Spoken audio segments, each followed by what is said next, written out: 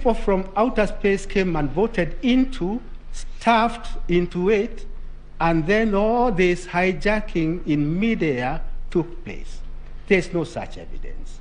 And why there's no such evidence is because that is the work of fiction.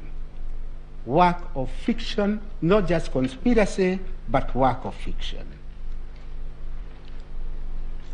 In my submission, therefore, amongst the many things this court is now being called upon to do is to find a way of moderating, I use the word moderating now in the correct sense, the excesses in the political contestants. Excesses such as imagining that this Supreme Court can now take over the role of voters and do a court coronation of any candidate. That would be a heresy.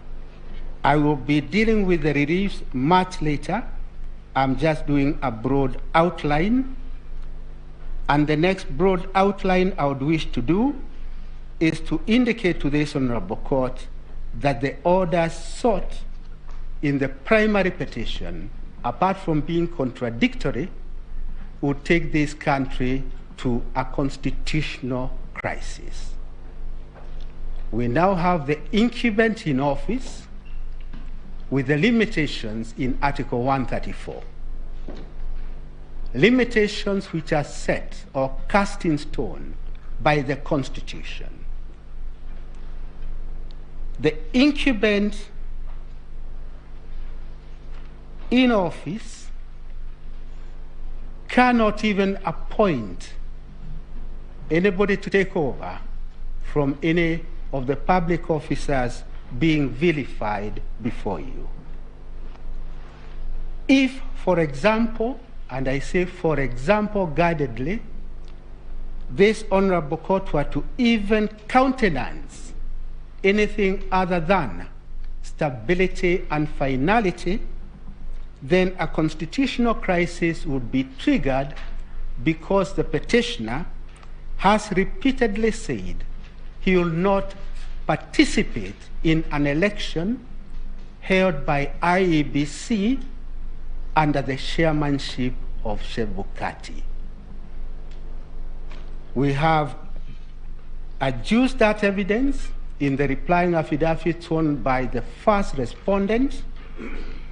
That replying affidavit is before you. It was filed on 26th August.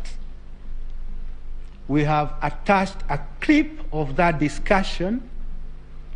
It's in an affidavit by Samuel Gedae of the same date, 26th August, and all those are matters that are before you.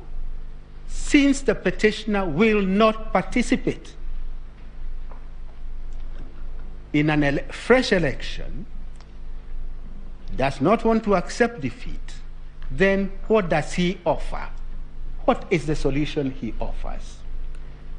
The solution he offers is that there be an election presided over by the vice chair lady of IEBC.